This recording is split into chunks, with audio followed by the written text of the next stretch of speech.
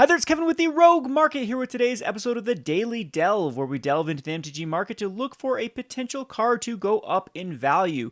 Today we're going to talk about Sire of Stagnation. Unfortunately, this card has been doing nothing but stagnating for the past few years, and it's a very powerful card, so it's kind of surprising, but it is just indicative of an era that just had too much overprinting as far as one particular set is concerned. We don't see just the plethora of products we do now like we did during the days of Battle for Zendikar, which was printed in 2015. This was the chase set. This is where everyone was trying to open up those expeditions, and unfortunately the mythics out of this set really suffered from it. But this is a pretty powerful card in Commander, and I like it for that. I don't think it has any chance in competitive play, but in Commander it is decently used in Dimir decks with a amount of 4,000, I believe, so 4% of all decks are running this, and that's pretty high for Mythic. So even in Pioneer Standard, 6,000 decks from this time period is pretty good. I was surprised to see this isn't going in a lot of the Beholder decks, but I guess it does kind of the same thing Beholder's doing by giving you card advantage. But if you look at cards like Ristic Studies or any other card that punishes multiple opponents for like playing lands or drawing cards, Sire of Stagnation says whenever a land enters the battlefield under an opponent's control, that player exiles the top two cards of his or her library, and you draw two cards.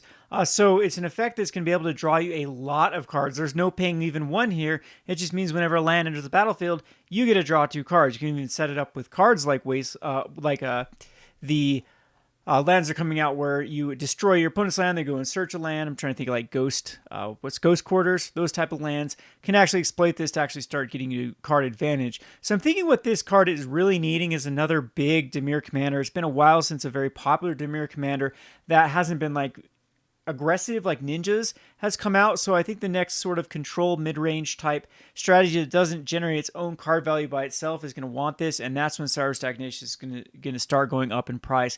If not, it does have a decent trajectory. If you see here, if you take the long term, if the short term is kind of meh, going back down, but if you look at the long term, this does mean it's been going up pretty consistently over the past few years, especially since April of 2019, this has gone up. So again, I think that this is the point in time, 5-6 years down the road, that even these are starting to become more rare. There are a lot of new players that have entered into the market since this time, and it is just very, very flexible in Dimir. It can go in so many different Dimir decks, as you see here, anywhere from Yark the Desecrated, which sees a lot of play, even to the Morophone, the Boundless, which can run a ton of different cards. Even 13% of decks of Morophone include this particular card. So its flexibility is what I like most about it, but the spread isn't very good. There's still quite a bit of cards on the TCG player at $4, just loads and loads for the $4, $5 range and the 4 or more.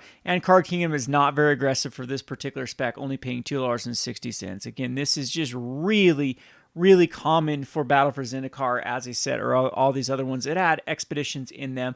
But I mean, the sealed boxes of Battle for Zendikar are gone. They're extremely expensive at this point, and there's not going to be any new supply unless this does get a reprint. It does have that going for it as well. Devoid is a very weird mechanic to be reprinting into Commander sets or any other supplemental product. So typically, this can be a lot harder. Eldrazi 2 doesn't fit storyline at the moment. We could see that in Innistrad change with maybe Eldrazi coming back. I think they put a closure on that whole storyline.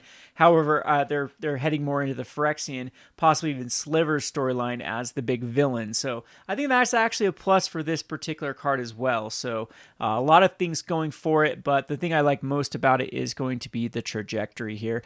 Just has a slow and steady wins the race. What's I like about EDH cards when that kind of flies under the radar. That's the demand slowly starts outstretching the supply, and then you have a card that's worth 20% more year to year, and then 5 years down the road it's doubled up. I know that in the scope of things that might not sound that interesting in an era where Bitcoin doubles, triples, or Dogecoin and things like that, but we're gonna get back to the normal where a good spec, good return in a spec is 20% per year. So I think this one's a good safe spec. I don't see it going down anymore unless it does get a reprint, and we'll continue to follow that trajectory of slow gains up for the next few years.